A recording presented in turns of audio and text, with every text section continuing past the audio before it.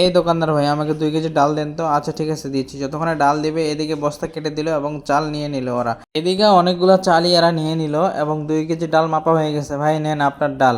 ভাই আপনার দোকানের ডাল ভালো হবে তো? আরে কি বলেন, আমার দোকানের ডাল এই এলাকার মধ্যে প্রসিদ্ধ, সবাই আমার এখান থেকে ডাল নিয়ে যায়।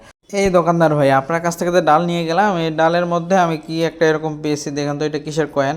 আরে আরে দেখি এটা তো ভালোই ওজন করতেছে, এটা তুমি কোথায় পাইলা? কই এটা ডালের মধ্যে পাইছি ভাই, দেখেন তো এটা কি সোনা নাকি? আর ভাই সোনার মতোই তো লাগতেছে ভাই, আপনি এটার পরিমাণে আমাকে ডাল দিয়ে দেন, আমি গেলাম।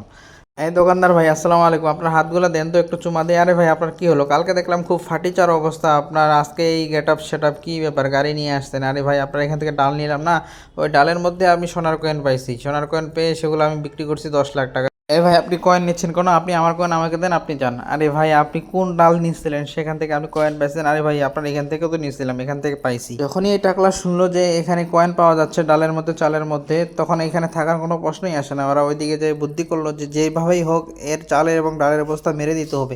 বন্ধু বের হও বের হও তাড়াতাড়ি। তারপর কি হলো তা জানার জন্য চ্যানেলটি সাবস্ক্রাইব করে বাট্টু লিখে কমেন্ট করুন।